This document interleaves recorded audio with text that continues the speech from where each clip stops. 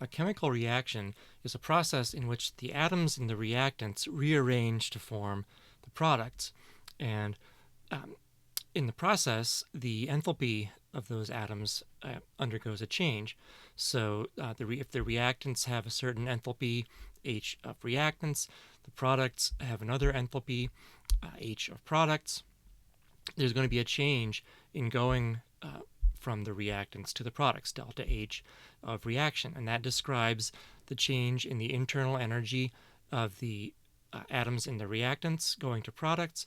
And it also encompasses whatever change occurs in the surroundings due to a small expansion or contraction of the system as the chemical reaction occurs.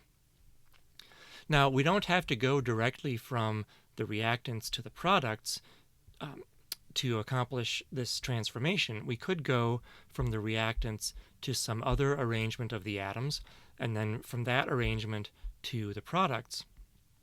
And each of these substeps would have some enthalpy change, delta H1 and delta H2.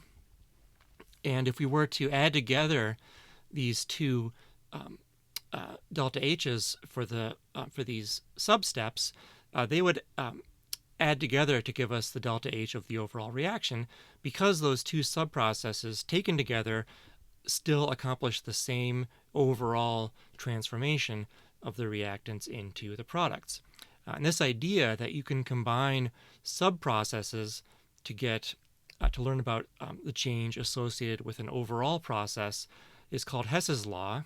Hess's law is normally expressed in terms of enthalpy, and it's named in honor of a Swiss-Russian chemist and doctor named Germain Henri Hess, who lived in the early 1800s and published some of the early work on this subject. But the pattern here applies not only to enthalpy, but really to any properties of the system. So you can apply the same sort of pattern to look at changes in volume or temperature, or really any other property of a chemical system. You'll often see an analogy made between Hess's law and elevation changes. So you could imagine visiting city A that's at an elevation of 6,000 meters above sea level, and then traveling from there to city B at an elevation of 8,000 meters above sea level. And if you were to go from A to B, you would experience a change in elevation of plus 2,000 meters. Now, you could accomplish the same overall change if you first go from city A down to sea level. That would be a change of negative 6,000 meters. And then up from sea level to city B, that would be a change of plus 8,000 meters. And the sum of those two changes, negative 6,000 meters plus positive 8,000 meters, adds up to plus 2,000 meters, which is the overall change in going directly from A to B. So it's a fairly simple idea, and I want to look at a couple examples of applying this to some chemical systems. The first example is, imagine that we wanted to know the enthalpy change for the reaction of sulfur dioxide combining with liquid water and oxygen gas to form sulfuric acid. Now, this is a reaction that is really important. It occurs in the atmosphere and is a major source of acid rain. Sulfur dioxide gas is released by volcanoes. It's also released by coal-fired power plants. And once SO2 gets into the atmosphere, it can react with water droplets and oxygen in the air to form sulfuric acid, which can then rain down as acid rain. So one way that we could work out the enthalpy change for this reaction would be to examine some reactions that combine to give us that overall process. And specifically, we're going to look at the reaction of sulfur dioxide with oxygen gas to form sulfur trioxide. That has a delta H value of negative 197.78 kilojoules per mole. And then sulfur trioxide can combine with liquid water to form sulfuric acid. That has a delta H of negative 132.47 kilojoules per mole. And you can see that taken together, these two reactions transform sulfur dioxide into sulfuric acid. Now, before I combine these two together to get the overall delta H for the original reaction, I need to do something with that second reaction there, because notice that the second reaction that's forming sulfuric acid, as it's written, it only forms 1 mole of sulfuric acid, but in the overall reaction that I'm interested in, I want to form 2 moles of sulfuric acid. So what that means is that what I want to do is double the second reaction step here. So I want to have 2 moles of SO3 combining with 2 moles of liquid water to form 2 moles of sulfuric acid. And the delta H for that doubled reaction will be double the original delta H, so negative 264.94 kilojoules per mole. And so now just putting this in place of the original reaction, now you can see that I am forming the 2 moles of sulfuric acid that I want. So now we can add these two reactions together, and we'll just add them algebraically. So in algebra, you can add two mathematical equations together to get a third equation. Here we're going to add two chemical equations together. When we do this, notice that in the first reaction, we're forming 2 moles of sulfur trioxide, and then in the second reaction, we're consuming 2 moles of sulfur trioxide. So that means that the sulfur trioxide cancels out, and when we add these two chemical equations together, we get 2 SO2 gas plus 2 H2O liquid plus O2 gas gives us 2 H2SO4 liquid, and that's the overall reaction that we're interested in. And then delta H for that overall reaction is just going to be the sum of the two numbers that we've got here. So adding them together, we get the delta H of the overall reaction is negative 462.72 kilojoules per mole. All right. Another example that really illustrates the power of applying Hess's law to the study of chemical reactions is the reaction between formaldehyde and phenol to form salicyl alcohol. And so if we wanted to determine the delta H for this reaction, it really wouldn't be practical to measure this reaction directly. We in previous videos we've seen that we can determine the delta H of a process by measuring the heat associated with it. The problem with trying to measure the heat of this reaction is if you mix formaldehyde with phenol, you don't just get salicyl alcohol. You get a whole bunch of different products. And in fact, if you were to mix those two chemicals together, you would end up with just sort of a black tar with all kinds of different things in it. And so you wouldn't just get this salicyl alcohol. And so it would be really hard to measure delta H for this reaction in a direct experiment. But what we can do is we can look at the individual substances in the reaction. For example, we can take formaldehyde and we could take that and burn it in oxygen. We could do a combustion reaction.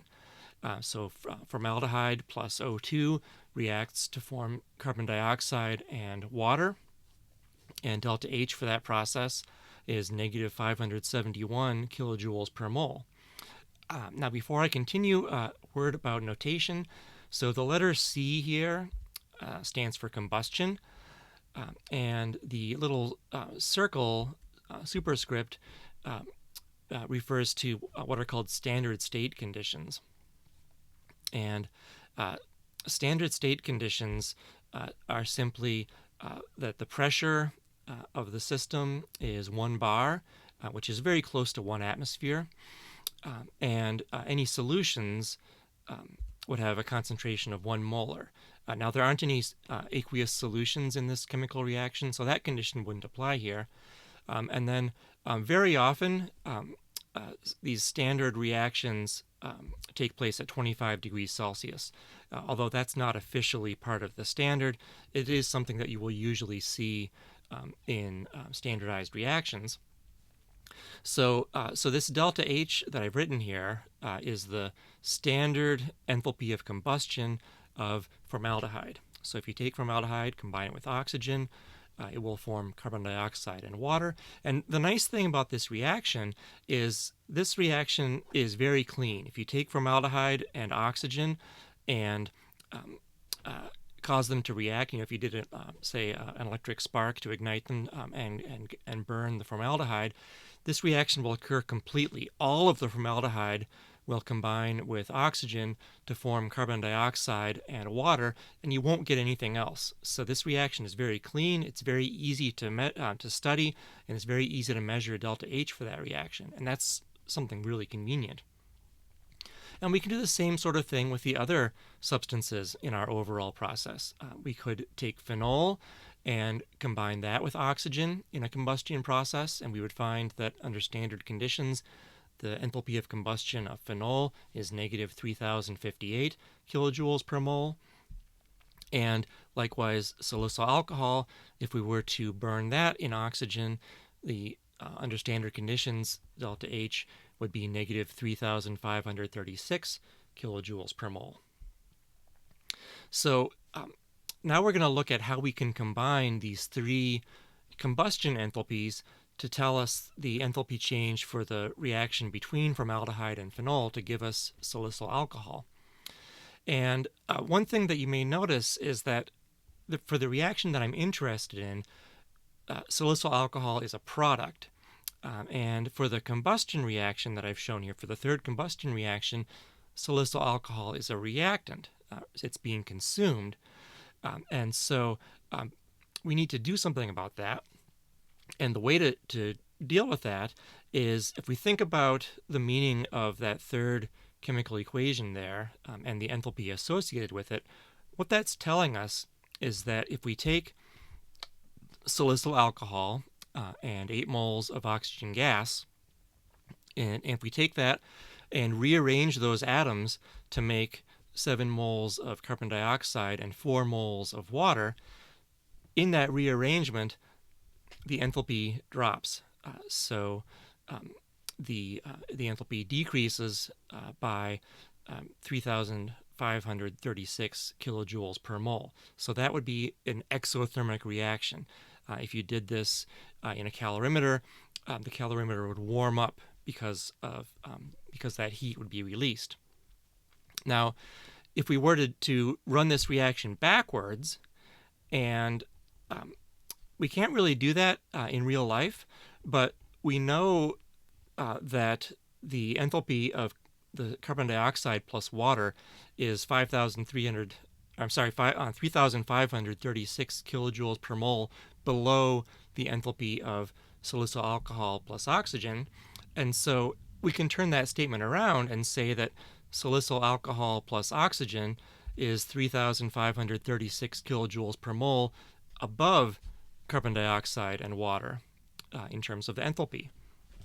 And so what that means is that we can take this third combustion reaction and flip it around, and we can say that if we were to take 7 moles of carbon dioxide and 4 moles of water and convert them into salicyl alcohol and oxygen gas, the delta H for that process would be positive 3,536 kilojoules per mole. So notice what we've done here. If you take a chemical reaction and you flip it around, delta H is the same, it just changes sign. And so now, if we just put this in place of that third combustion reaction, now we are producing salicyl alcohol as a product, and that's what we want. And now we can combine these guys. And if you look, in the first two reactions, we are producing carbon dioxide, but that carbon dioxide gets consumed in the third reaction. Likewise, the first two reactions produce water, but that's consumed in the third reaction. And the first two reactions consume oxygen, but that is produced in the third reaction. So all of these other substances cancel out, and when we add those chemical equations together, we get the chemical equation of our overall process that we're interested in. Formaldehyde plus phenol gives us salicyl alcohol, And adding together the individual delta H values for those reactions, we find that delta H for this overall reaction is negative 93 kilojoules per mole. So this is a really useful thing to be able to do, and it provides a very convenient way to calculate the enthalpy change that's associated with a reaction, which is very difficult to do under controlled conditions.